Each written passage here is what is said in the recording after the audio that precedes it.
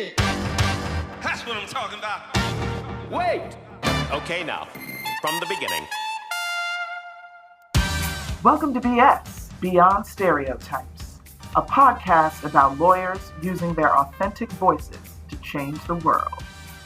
Stereotypes are the reason I didn't go to HR for several weeks in the fall of 17. Stereotypes are the reason why I didn't say anything publicly about what I'd been going through and only told a close-knit group of folks at work for over a year why I didn't say anything, and why I was incredibly scared when I started talking and writing about this issue, for how both my colleagues were going to react and how our clients were going to react.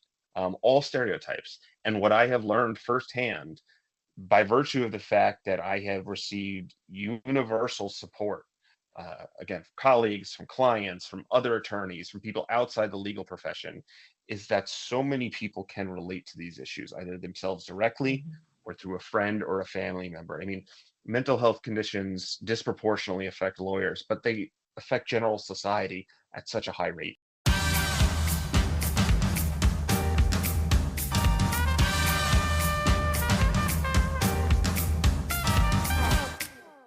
Welcome to BS, Beyond Stereotypes. I'm your host, Merle Vaughn. Here to BS with me today is Mark Goldstein, whose story I find fascinating and who will no doubt inspire all of you to embrace your authenticity. Hey, Mark, how are you doing? I'm doing great, and I am super honored and appreciative to be here today. Yay! So let me tell folks a little bit about you. In this age of the internet and Google, I don't spend a lot of time on this because they can Google you and find out just about everything. But Mark is an attorney. He attended Fordham University for law school, started his career at Vedder as an employment lawyer, and has been at Reed Smith for about 11 and a half years. He's currently a partner at Reed Smith in New York. And we met before, everything for me is pre-pandemic or post-pandemic, but we met shortly before the pandemic at the Reed Smith DEI conference here in LA, and you presented, and I was so touched and impressed that I made a beeline for you and tried to connect to you with you right then.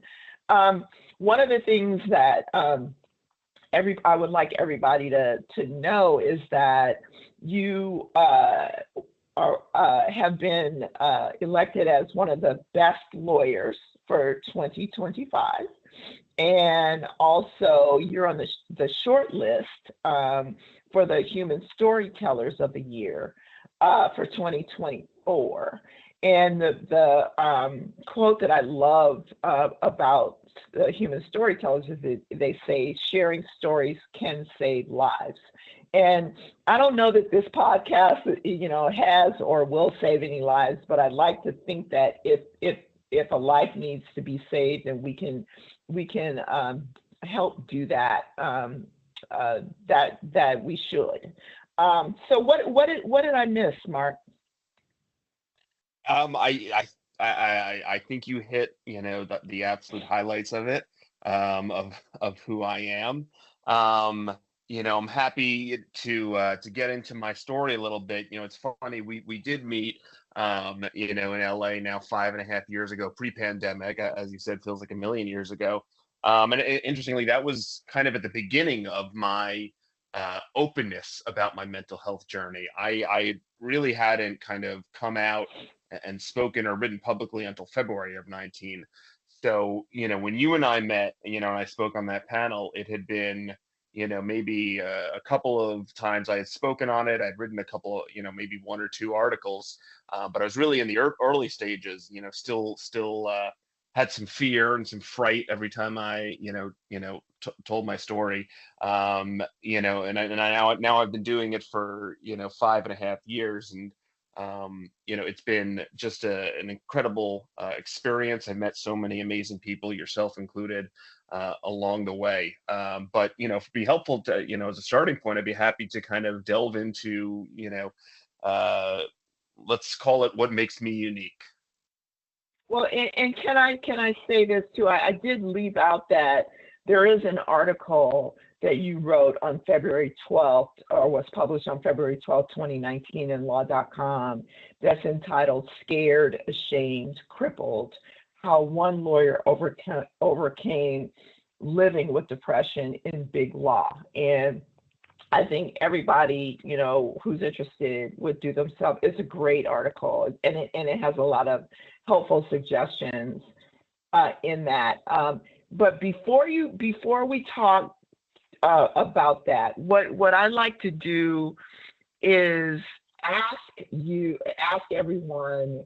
You said what makes you unique, which is where we want to go, and I would love it if you start your story kind of from the beginning, or as close to the beginning as you'd like to, in terms of where you're from, how you decided to become a lawyer, who was your support system, that kind of thing, about like how you grew up and all that, to the extent that you feel comfortable doing that.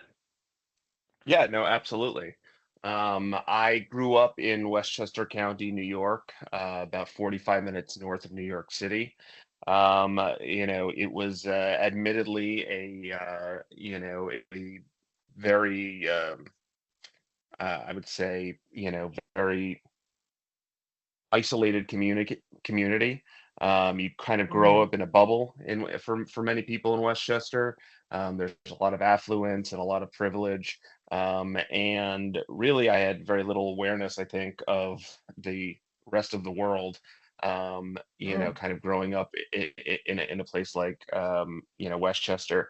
The best thing that ever happened to me was going to a public university. I went to Binghamton University, state school, because I finally met people from all different backgrounds, and really exposed me to life as it is. I ended up meeting my wife there, some of my closest friends to this day, at Binghamton. And then I ended up going to Fordham Law School, as you said, and joined Vedder Price out of law school. Spent about a year and a half there. Reason I kind of became a lawyer, if I'm being honest, was my parents put it to me, I think my sophomore year of college, what are you going to do? And everybody in my family was either a doctor or a lawyer, and I knew I didn't want to be a doctor, so I took a leap and I said, I'm going to law school. To that point, I had shown no real interest in the law, and a lot of people, may tell you, when I was 5 years old, I watched Matlock or, something Perry Mason, and I wanted to be a lawyer. That was not me. If anything, I wanted to be probably like a sports journalist or a sports announcer.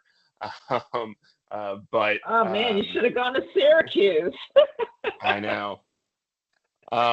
So I remember the phone call with my parents where I said I'll go to law school, and ended up at Fordham. My then girlfriend, now wife, had gotten a job in the city, and so I wanted to be in New York City as well. So I made sure I went to Fordham. Enjoyed my 3 years there, and like I said, joined Vedder. I had some great experiences at Fordham. I was proud to spend 2 years as a member of the housing rights clinic that Fordham does. Fordham does a lot of great clinics, and this one you represent low income tenants in housing disputes in New York City Housing Court, and even as a law student, you get to argue cases before judges. Which really was an incredible experience. And I learned so much from the team at the Legal Aid Society down at the New York City Civil Court. Like I said, joined Vedder Price, had a great experience there, met some incredible people who I still keep in touch with to this day. And was doing kind of all sorts of litigation there, everything from accountants' liability to securities to employment. And after a couple of years, really realized that I wanted to specialize. I didn't want to be good at 5 different areas of the law. I wanted to be really good at one area of the law. And at that time, Veterans New York office didn't have the capabilities to have me focus exclusively on employment law. So, I ended up looking for roles that were exclusively in the employment law field, and happened to, find one at Reed Smith. Joined there in April of 2013. And as you said, it's been 11 and a half years, kind of crazy to think Yeah. about. Where does the time go? So I started as a junior associate at Reed Smith and worked my way up to, mid-level senior associate counsel, now partner. It's an amazing firm with a fantastic culture that, I'm really proud to be a part of, and, with great global offerings. And I love being an employment lawyer. It's an area of the law that for whatever reason resonates with me. I find it to be a very, human area of the law, and you Hmm. need to be, I think, to be an effective counselor, to your clients in the employment law sphere. I think it really takes a level of practicality. Anybody can tell you what the law is, but again, you're dealing with people's jobs, people's livelihoods, which then translates to their lives. And so you really need to be able to not just know what the law says, but be able to really guide your clients. In a lot of tough situations that could end up having, real world consequences. So And I I would find it think that, fascinating. yeah, I was going to say, I would think Right. that, empathy plays a big role in that. But I want to go back to, I'm going to kind of go back a little bit to Sure. something that you said about growing up in Westchester. And I feel like there's Hmm. there's there's more to that, that has made you who you are. Because you said, you grew up in a bubble of affluence and privilege, but Hmm. going to public university, you know, introduced you to I think you said something like to the real world. So Yeah. being in that bubble, did you know you were in a bubble? I mean, like, did you know that there was Not something, and even, did you not even realize that slightly. maybe, no, Not even a really? little. I had no idea how insulated I was from the rest of the world growing up in a community like that. I really had absolutely no sense of it. And again, it wasn't till, I went to, a public university, and made friends with, people whose family couldn't afford even the tuition for a public college. With Right. all different sorts of backgrounds. We're from, totally different communities, had completely different familial backgrounds, that, you didn't come across in Westchester. But no, I had no idea the level of insulation that I grew up with. And it's only looking back on it that I can really reflect on it, and thankfully, with the benefit of hindsight, trying to raise my own children in a community that's a little less insulated. Well, and do you feel like, and you don't have to answer anything you don't want to, but do you feel like your parents, like, wanted to protect you from the real world, or it just was what it was? Because of that community, or, I don't know if I'm making a good point here, but No, look. I you know, I think my dad grew up very poor in New York City, hmm and and so I think he wanted to give my brother and myself and our family, the all the best that he could. And hmm he thought that, living in a community like Westchester, would afford us the opportunities that, he never had. Um, and so that's, I think, where my parents were coming from, on that front, and certainly can't fault them for that. um right. I just wish that I had perhaps been more aware of, again, the bubble that I was kind of living in. Right. And I mean, and what's interesting is that I think we all have something like that, right? Where, for example, I grew up in, I'd say this on almost every podcast, but I grew up in Compton, which was, pretty much an all Black community. And then then I went to USC for undergrad. And so I grew up in a bubble, right? Yeah. And I show up at USC and it's like, whoa, this is different.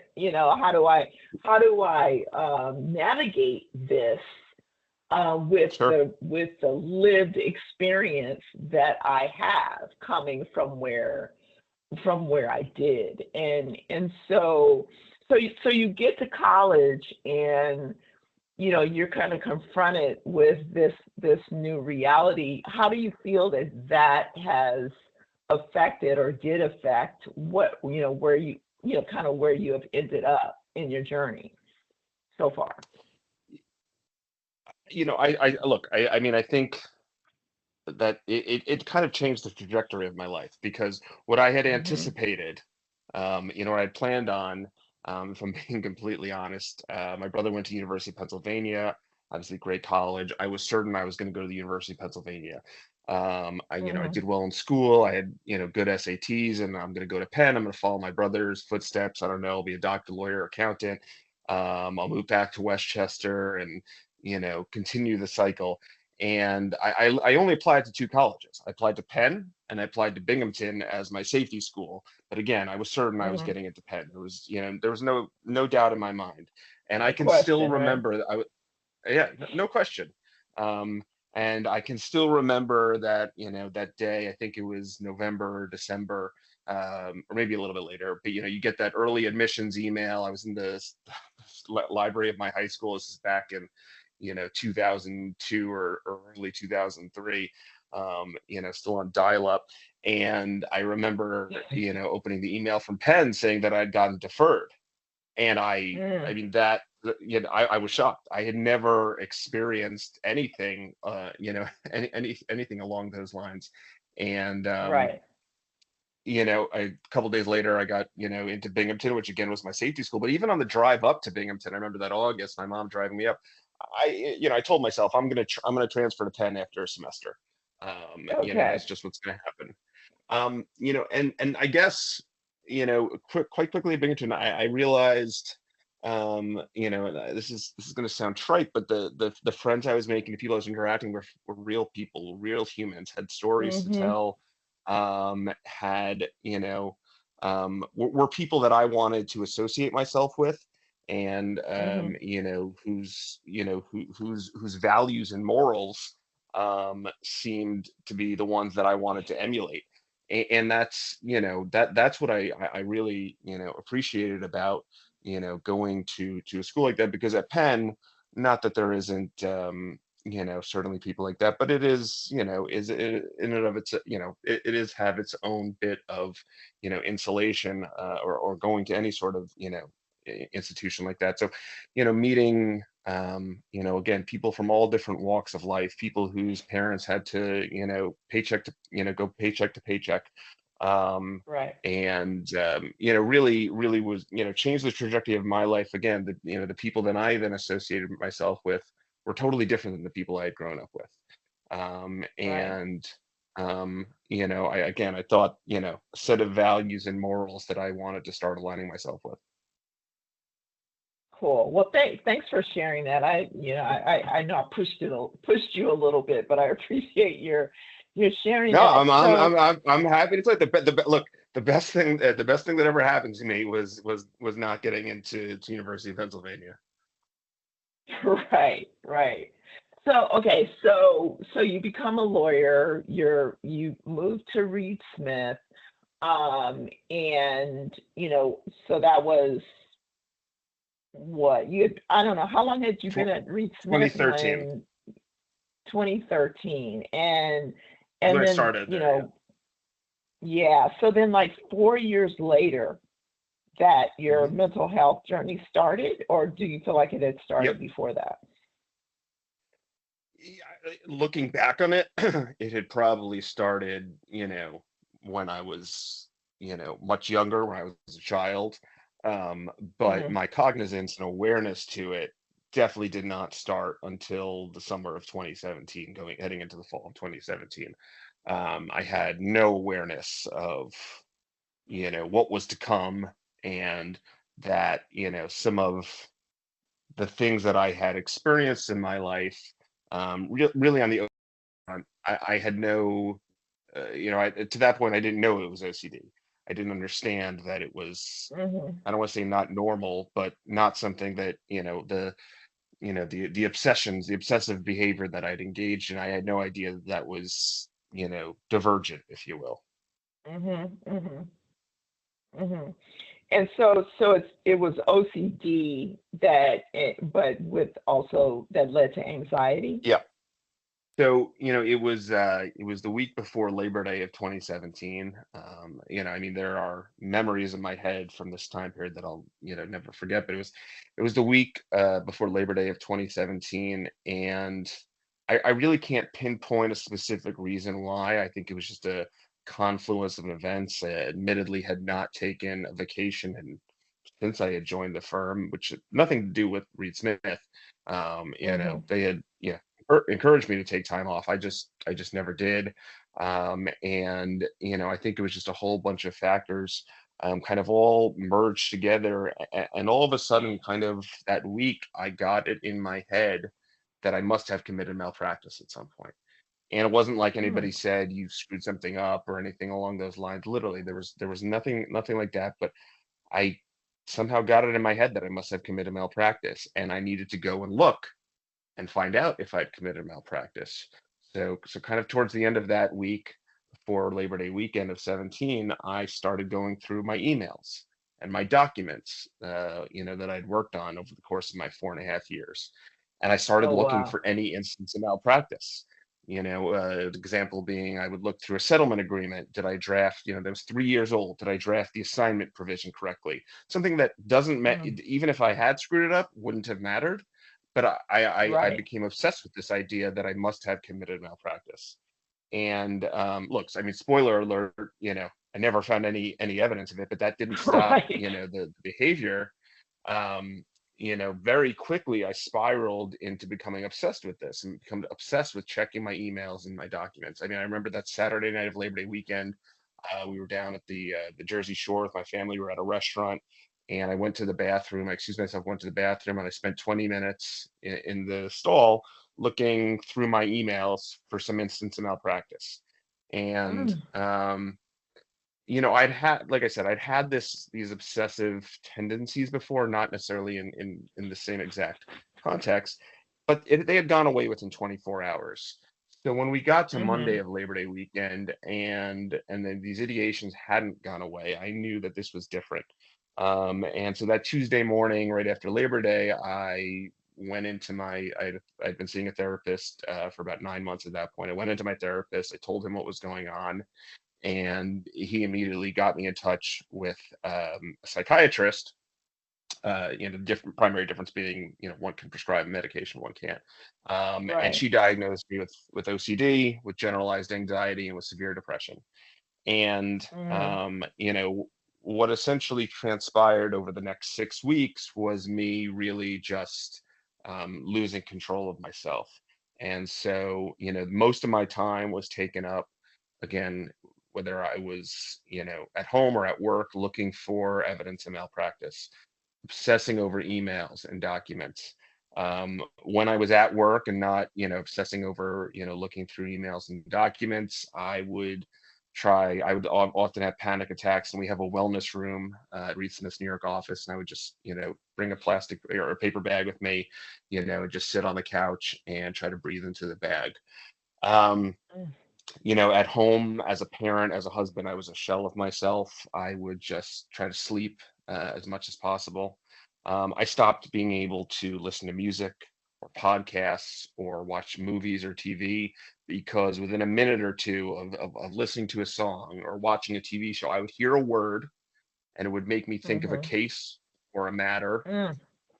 and then I would have to go to my file, my online file for that case or that matter, and look through all my emails, documents. Did I commit Mm. malpractice on this particular matter? You know, And so what's I could, interesting is that what's interesting is that it all related back to your work. as opposed to anything Yeah. else. Yeah, it was.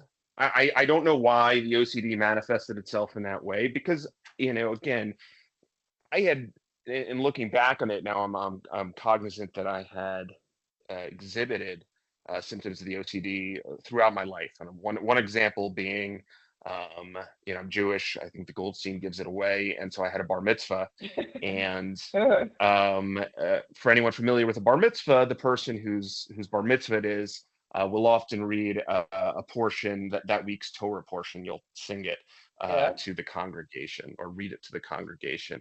And I remember in the weeks leading up to my bar mitzvah, I would randomly be walking around, chanting in my head the Torah portion that I was going to be reading at my bar mitzvah, but not every once in a while. Like it was all the time. I couldn't stop doing it. I remember being in Chinatown in New York City with my family for dinner, and my brother, and walking the streets heading to dinner. My brother's like, "What are you doing?" I'm like, I can't stop doing it. And Mm. it just so I think it just so happened that this time it kind of it's the instance that broke the camel's back. It focused on work. Um, Mm-hmm. like I said, at home I was, a true shell of myself. I wake up And is at that the three in the depression morning. part? Is the true Yeah, I shell mean of it was yourself the depression? that was the depression part. That was the part that thought I was never going to dig my way. It was kind of every the depression, the OCD, the anxiety were kind of all fighting for attention in my head, if you will.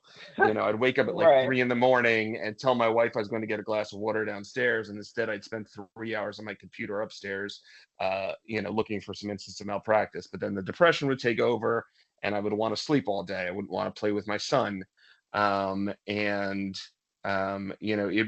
was my mind was tormented at that time. Mm. When I could be at work and when I could be in my office and didn't happen to be, doing something obsessive, I would Google things like attorney burnout. And I remember, the really the only thing that came up, there was an article by a recruiter, and it basically said, if you're feeling burnt out, don't say anything because your career prospects are going to go into the toilet. And even at Oh that point, I knew no. that was bad advice, but Right. I was like, maybe I need to heed this. Like, I'm an associate. My goal is to eventually be a partner at this law firm. And, if I say something that I'm having these issues, that my future is going to blow up. But by early October, what I realized was two things. One was that professionally, I was never going to be a partner if I didn't make some sort of change, if I didn't address this issue. Mm-hmm. Mm-hmm. I couldn't function as a human, as a lawyer. And secondly, I got to the point where, and thankfully, I never had any suicidal ideations, as so many people do, Yeah. dealing with these issues. But I didn't think I'd be alive come 2018. I didn't know how, I didn't know the when, but I did not think I'd be alive the following year. Mm. And I'm so so I sorry. got to the point. Well, no, look, it's okay, and I'm here. It's 2024, and I'm here, and I'm so Yeah. happy, and I'm appreciative of every day that I have. I'm grateful for every day that I have. Um, so I got to the point where I was like, I'm gonna lose my professional, my personal life, and potentially my actual life if I don't do something.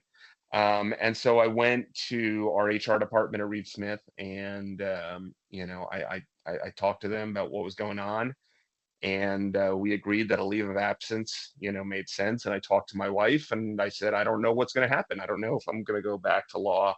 I don't know if I what's going to happen in the future. And she was incredibly supportive. The firm was beyond supportive. The partner I work with primarily, Cindy Minetti, my practice group leader at the time, Betty Groumlick, both just said to me, do what it would do. Take care of yourself, put yourself first and foremost, and do whatever you need to do to take care of yourself. So I started my leave in October 17th of 2017, and I really had no specific plan, for how long it would be, what I would do, and it ended up being 11 weeks that I ended up being Mm-hmm. off, and for lack of a better phrase, I ended up working on myself on a whole bunch of different fronts. I Okay. continued meeting with my therapist and my psychiatrist. I started doing cognitive behavioral therapy as well, CBT, which Mhm. was a little bit different. And as part of my CBT, I would have homework each week. And my homework, the first week in CBT, and to my point earlier about I couldn't watch any movies or TV shows. My homework my first week of CBT was to watch 30 minutes uninterrupted of a TV show or movie every single day, which now Wow. seems crazy because I love watching movies and I enjoy watching TV. But at Right. that point, it was gut wrenching to have to sit there for 30 minutes Right. and not touch my phone, not go to my computer. It was incredibly difficult. I started taking medication, which I still take to this day. I engaged a mindfulness Mhm. coach. Um, I was absolutely the type of person who scoffed at the idea of mindfulness and meditation Mhm. and breathing, breath work. I thought these were all very silly things.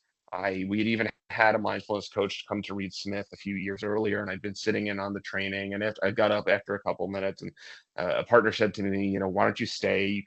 Try to fit it in, to a couple, 5 minutes each day. And I said, I don't have time for this. So I did not Oh, believe that it would, wow. be in any way, shape, or form helpful. Um, but Mhm. at my wife's urging, she said, basically it can't hurt. And that was just such a meaningful, something so meaningful. It really changed my whole view on things.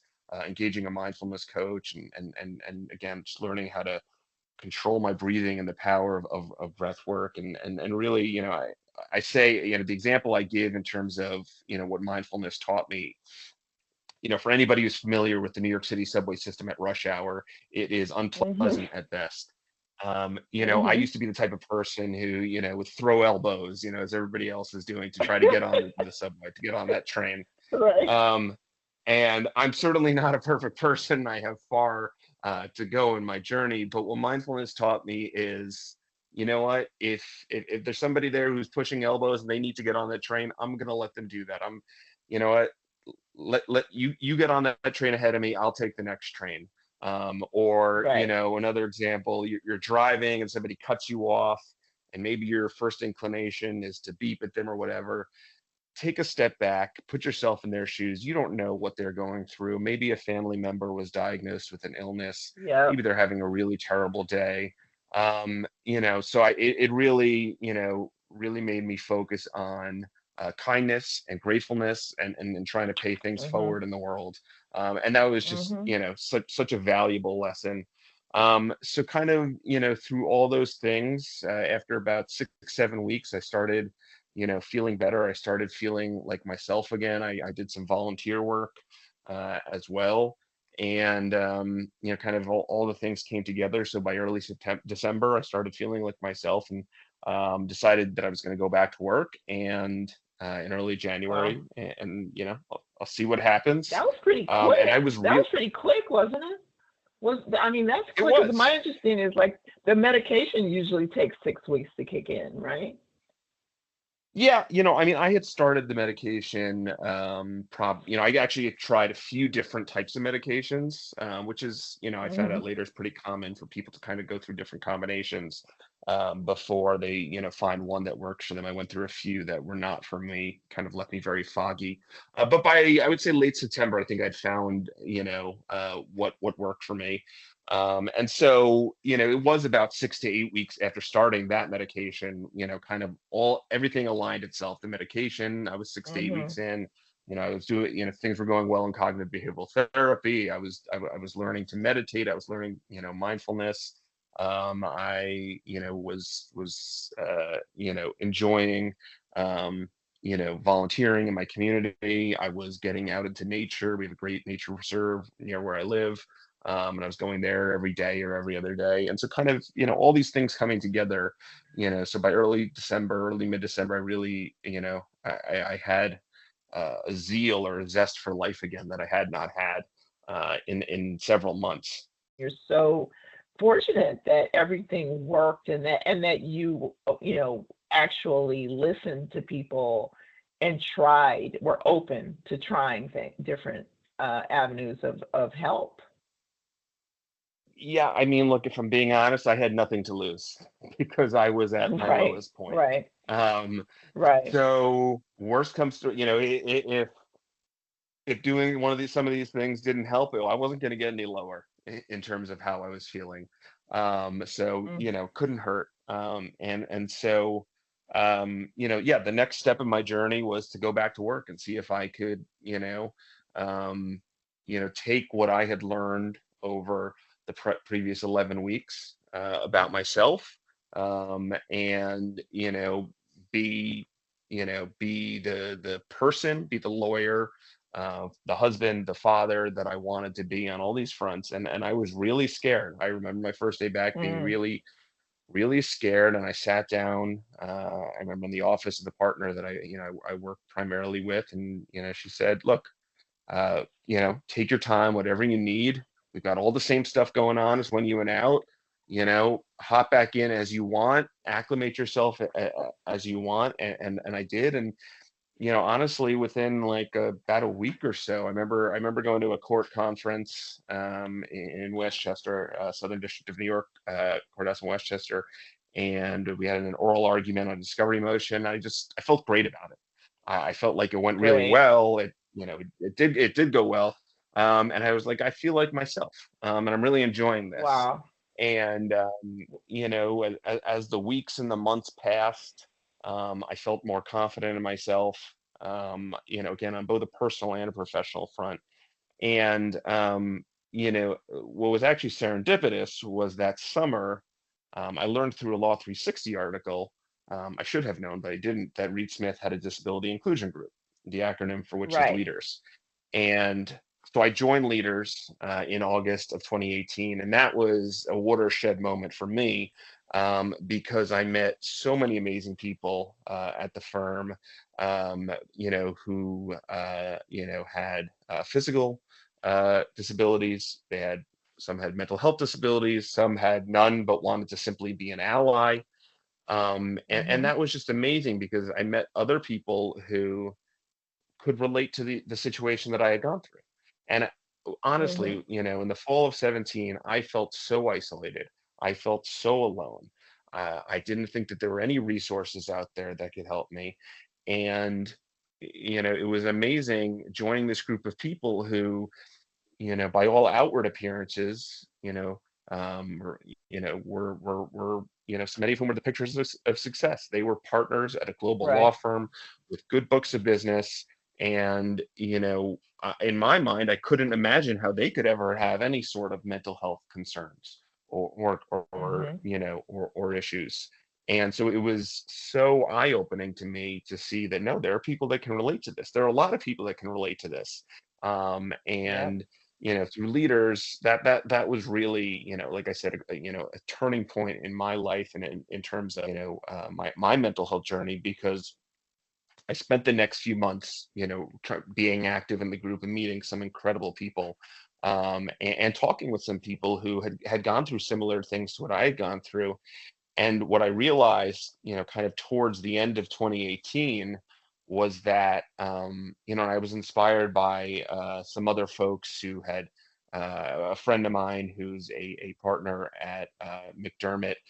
She had done, I believe, a Forbes article, kind of a profile on her about being, a partner and a working mother, all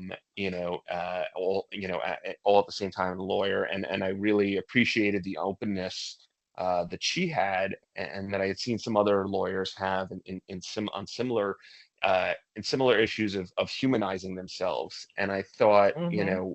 what I really didn't like was that there weren't that many people, there weren't that many resources at that time, for lawyers, with mental health issues. There was, thankfully, the Lawyer Depression Project, a partner, Quinn Emanuel, Joe Milowich, had started that, which is an amazing organization, and Joe is an incredible human being.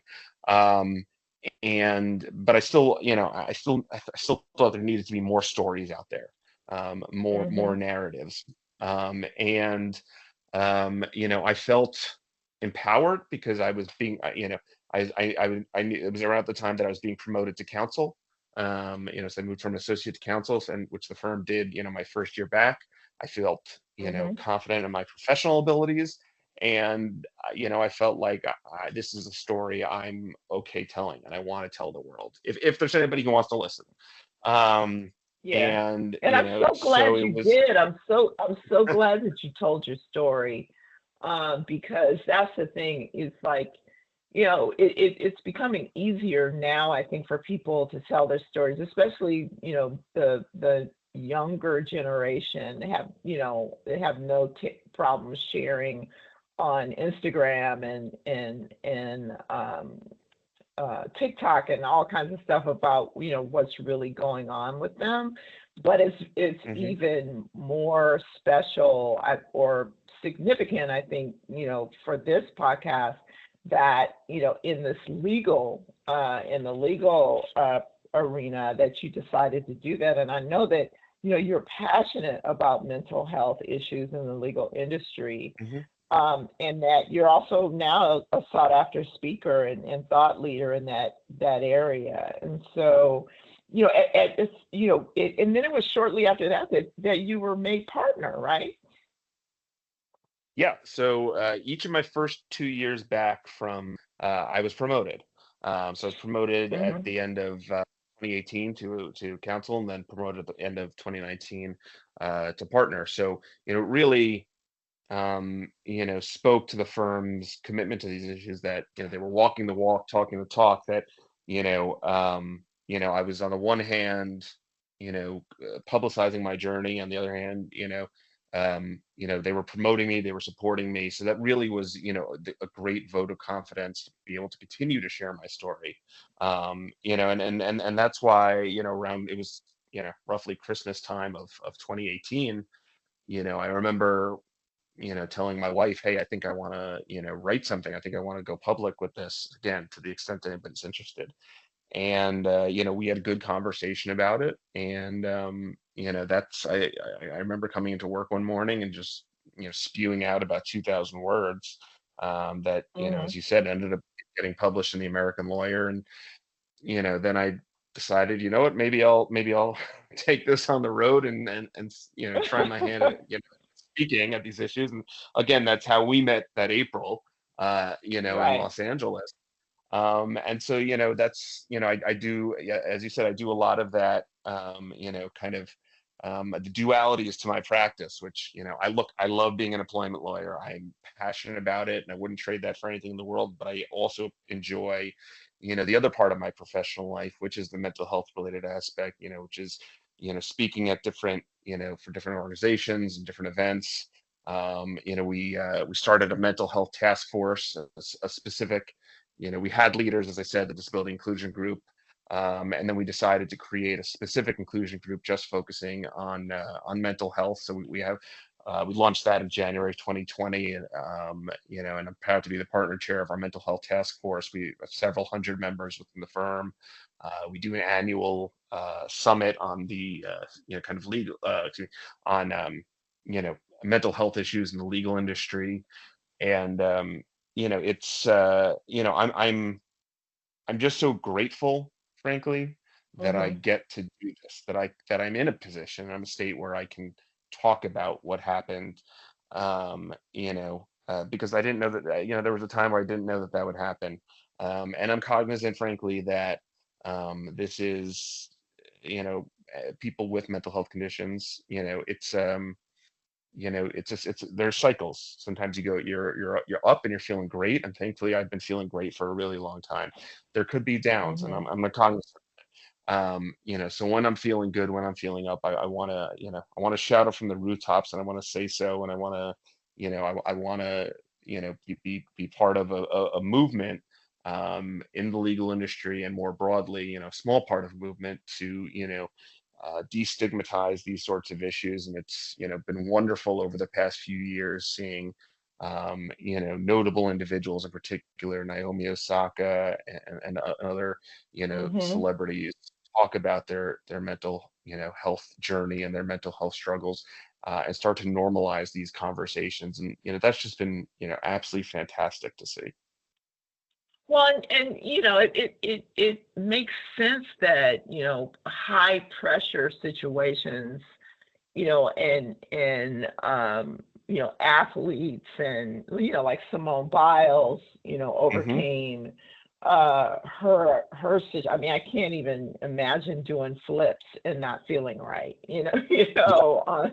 on bars and all that. And, just the high pressure, but everybody, it's not just lawyers and doctors and everything. It's like, no matter No. where you are in your life or what you're doing, your pressure is your pressure. Hmm. It's not something that can be judged by anybody else, and your reality is your reality. And I think that's where the empathy comes in, because it would be really easy for somebody to say, oh, well, they're only whatever, what kind of pressure could they be under, Hmm. and that's just not, there's no empathy in that or understanding. And what I love about what you're doing is, you're spreading the word. Now, how has this affect, as a partner at Reese Smith, how are you helping associates, handle the pressure of the practice of law? Yeah. Look, I mean, I try to be to live, practice what I preach, if you will, and I'll concede that I don't know that I always achieve that. It's through trying to lead on the issues, like through the task force, but it's also things, smaller things that I try to do the best I can, which is, for instance, if I send an associate an email at 6 o'clock at night, but I don't need them to respond that day. I'll say, Right. I do not need this back. I don't need this back today, or I don't need this back until next week. I try, to particularly over the last few months, I've really tried to be, provide, the associates I work with, when they're doing a good job, I really try to proactively, tell them that, hey, this is great, you did a really good job, or we have an associate feedback tool. I'll proactively Hmm. go into that when somebody did a good job, and put in the feedback. I try my best to you know, um, be the partner that I would have wanted to work for, when I was an associate. Do I Hmm. always reach that goal? Probably not. But I try every single day, and I let folks know that I am here to talk anytime they need it. I am happy to be a sounding board for any and all issues. And I do try to have that sense of empathy, for my colleagues, acknowledging, realizing that lawyers are human, and we have Right. responsibilities, to our families, to our personal lives, to our, civic organizations, to our communities, and we're, like I said, we're human. And so I try my best to, make sure that, the folks that I work with know that I acknowledge that they're human, and that they should have lives, separate and apart from work, and they should derive joy from that. And, when times are tough, that there are people here to support them and to help them. And it's not a sign of weakness to ask for help. It's the Yes. best thing you can do for yourself. Yes. Yes. And so, I love that. I mean, that's one of the things that I say to folks all the time is ask for help. Hmm. And really, anybody who is successful who tells you that they haven't had help is delusional, Hmm. right? So Yeah. people are getting help. The question is, do you have the self-confidence to ask for that help? The other thing that you said the, joy, and I do, I'm a firm believer in, and it's sometimes it takes a while for you to get to that point where it's like, look, if this isn't giving me joy, I'm not doing it. Hmm. It's just not worth it. I'm not doing it. Now, of course, we all have to work. Hopefully your work, can Yeah. bring you joy. But you don't have to put up with being mistreated or anything like that. You just don't have to do that in order to be successful. Would you agree? I couldn't agree more. And something, I try to do now, is if, whether it's my personal life or my professional life, something comes up, and I try to think of it this way. If I'm on my deathbed, is this something I'm gonna regret having done? Right. And I try to think of things that way now. Like, is this something that's going to add value to my life? Bearing in mind that yes, we always have to, sometimes there are things we have to take on personally and professionally that we don't want to. That may be difficult, but overall, like, is this good is this adding value to my life? Is this something that I will have been something worthwhile doing? And that's how I do my best to kind of find that balance. Yeah, some people say, will this matter in 5 years, right? Will, Hmm. will this matter in 5 weeks? Because you Right. do, tend to like, for me, what it is I'll have a conversation with somebody or and then I'll replay it in my mind afterwards over and over and over again. It's Hmm. like, should I have said that? Why did I say that?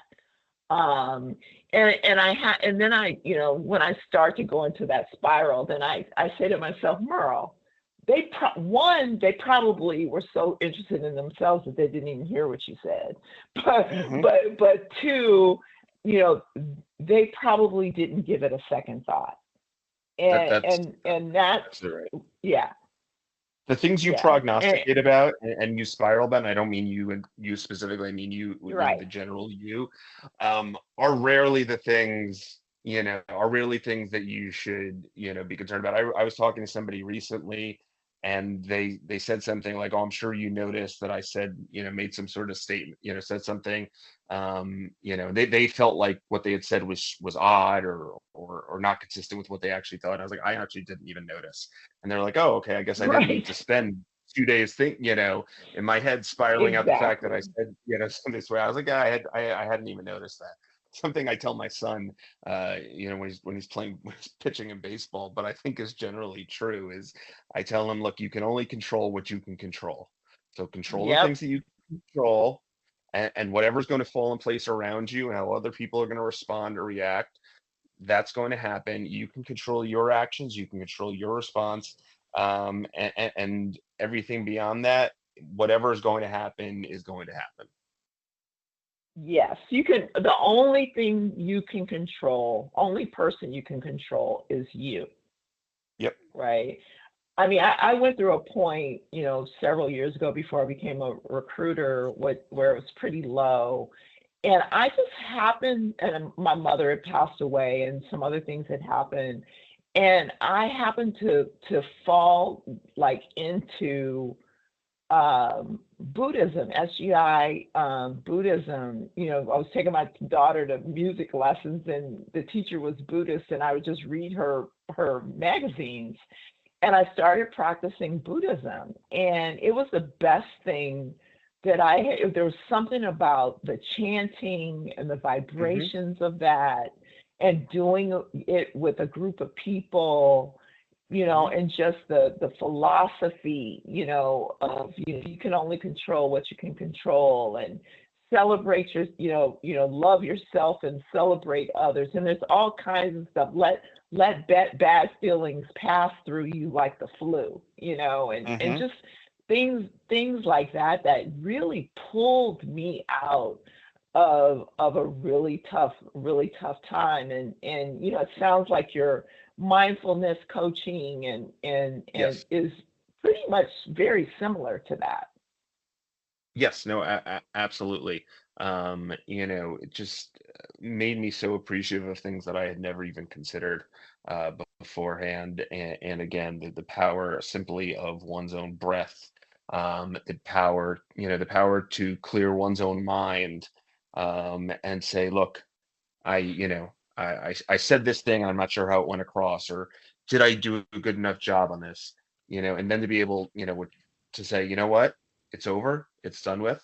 Whatever's going to happen is going to happen. I'm going to move forward with my life, which was something, I hadn't been able to do previously. and really, was so, beneficial to me.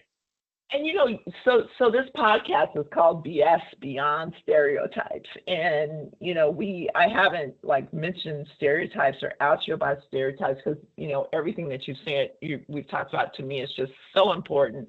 But when I think about it, and your fear of what people were going to think and all that had to be partly because of what you thought what the stereotypes are. Sure. Of Yeah. someone who is experiencing or has experienced mental health.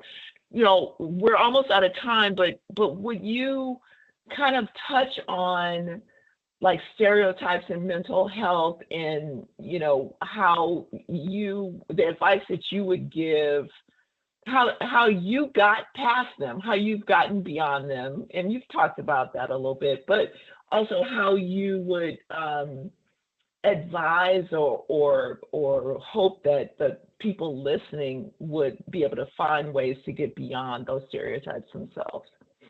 Yeah, no, absolutely. Look, stereotypes are the reason I didn't go to HR for, several weeks in the fall of 17. Stereotypes are the reason, why I, didn't say anything publicly about, what I'd been going through and only told a close-knit group of folks at work for over a year why I didn't say anything, and why I was incredibly scared when I, started talking and writing about this issue, for how both my colleagues were going to react, and how our clients were going to react.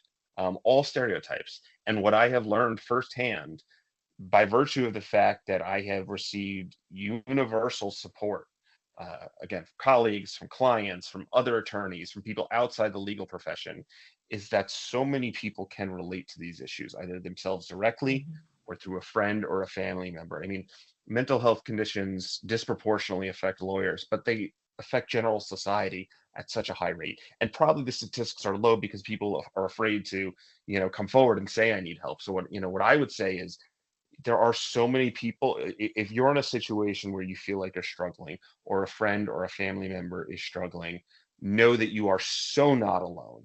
You are so not alone. There are so many people who can relate to what you or what they are going through and can provide compassion and support. And it's scary. It may be scary. It may be difficult, but reach out to someone. It could be me. You might not know me, but feel free to give me a call. I've had attorneys across the country call me. I pick up the phone and had attorneys sobbing that I've never met before. Oh, wow. And that's totally fine. I'm happy to, I'm happy to do that. But find that person or that people, because asking for help is the first step. There's zero shame in it. And I learned that again firsthand. There's zero shame. There should be zero embarrassment. And most companies nowadays, if you're worried about work, are really supportive of these issues. I think we've made some great strides in the legal profession. I think other, areas we're making great strides. But you're going to live a more fulfilling and a better personal and professional life, if you ask for that support, if you ask for that help. And there's nothing to be embarrassed about, and you are not alone. And what you can't appreciate when you're going through this is how many people can relate. You can't look at somebody and know that they have a mental health condition, right? That's like that. And that was what I learned in the fall of 18. Meeting all these people through lawyers was, I'm walking down the hall and I see someone who's a partner at a law firm, has a good book of business. By all outward appearances, there's no sign of a mental health condition. But that's what made me appreciate the fact that you can't, mental health conditions don't discriminate on any grounds: color, skin color, gender, ethnicity, race, sexuality. There's no discrimination. Mental health conditions seek out everyone, unfortunately. And so that and by looking at someone, you cannot tell what's going on with them. And so I would just say, know you're not alone. Know that there's support out there, and know that if you reach out, you can get through this. Bless you. And I'm so glad you reached out to get help, and because the practice of law in community and our society needs you. So thank you so much. And and thank you for being here to BS with me today. I really appreciate it. It's been an honor and a privilege being here. Thank you so much. You're welcome. And thanks to everyone for listening. And until the next episode, remember that everybody is different and different is good. Hit it! That's what I'm talking about. Wait! Okay, now, from the beginning. We hope you enjoyed the stories shared in today's episode of BS, Beyond Stereotypes. Join us next time when another authentic personality unleashes their uniqueness on the world.